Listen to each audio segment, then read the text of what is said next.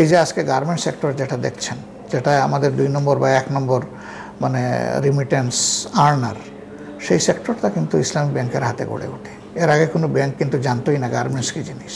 জামাতের উদ্যোগেই ইসলামী ব্যাংক এবং ইবনে সিনার মতো বিভিন্ন আর্থিক প্রতিষ্ঠান গড়ে উঠেছিল। সেগুলো বিগত সরকারের সময় দেখছি যে আপনাদের লোকদের হাতছাড়া হয়ে গেছিল। এখন এগুলোর পজিশন কি? ইসলামী ব্যাংকটা আসলে এই দেশে প্রথম গড়ে ওঠে আসলেই জামাতে ইসলামীর লোকদের হাতে, এটা অস্বীকার করার কোনো উপায় নেই।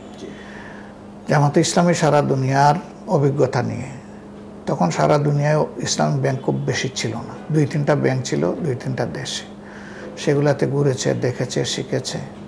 2টা কারণে ইসলামী ব্যাংকটা এসেছে। একটা হলো সততার উপরে ব্যবসা, আর একটা হলো ব্যবসার আমানতদারি রক্ষা করা এবং ব্যবসার পুঁজিকে যথাযথ কাজে লাগানো। সৎ কিন্তু পুঁজি কাজে লাগাইতে পারলো না, তাহলে তো অর্থনীতিতে বড় কোনো অবদান রাখতে পারবে না। এই যে আজকে গার্মেন্টস সেক্টর যেটা দেখছেন, যেটা আমাদের 2 নম্বর বা 1 নম্বর মানে রিমিটেন্স আর্নার, সেই সেক্টরটা কিন্তু ইসলামী ব্যাংকের হাতে গড়ে ওঠে। এর আগে কোনো ব্যাংক কিন্তু জানতোই না গার্মেন্টস কী জিনিস। ইসলামী ব্যাংকই কিন্তু এটা বাংলাদেশে কালচার করেছে এবং ইসলামী ব্যাংকের ফাইন্যান্সের একটা বিশাল অংশ ছিল এই গার্মেন্টসের ইন্ডাস্ট্রির পিছনে, টেক্সটাইল এবং গার্মেন্টসের পিছনে। তো সেই দিক থেকে যারা এরকম চিন্তা ধারণা লালন করেন তাদেরকে নিয়েই ব্যাংকটা তখন পরিচালিত হয়েছে। সবাই জামাতে ইসলামীর লিডার বিষয়টা এরকম না, কোনো লিডার ছিলেন, এটা সত্য। ছিলেন বলেই তো এই ব্যাংকটা বিশ্বের র্যাঙ্কিংয়ে গিয়ে একমাত্র ব্যাংক বাংলাদেশ যেটা গ্লোবাল রেটিংয়ে 5 বার একেবারে এক নাগাড়ে একটা বাংলাদেশের চ্যাম্পিয়ন ব্যাংকে পরিণত হয়েছিল এবং গ্লোবাল রেটিংয়েও ঢুকেছিল। আর তো কোনো ব্যাংক এই পর্যন্ত এই সম্মানটা বাংলাদেশের জন্য অর্জন করে আনতে পারেনি।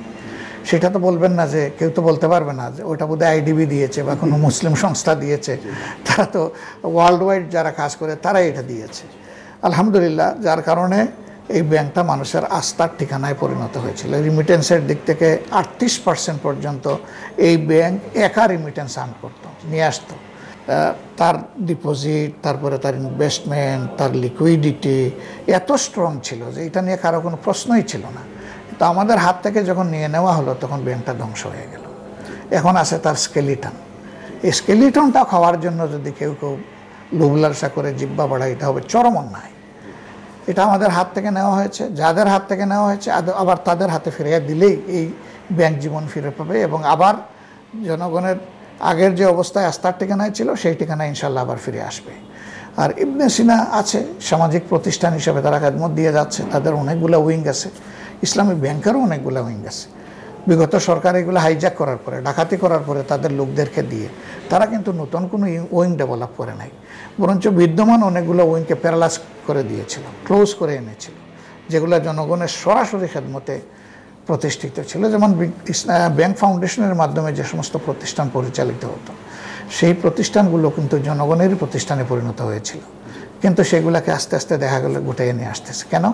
কারো পছন্দ হয় না যে জনগণ এখান থেকে সেবা পাক, এটা সহ্য হয় না। এখন কার ব্যবসায়ী স্বার্থ রক্ষার জন্য এগুলাকে গোটানো হয়েছিল আমরা জানি না।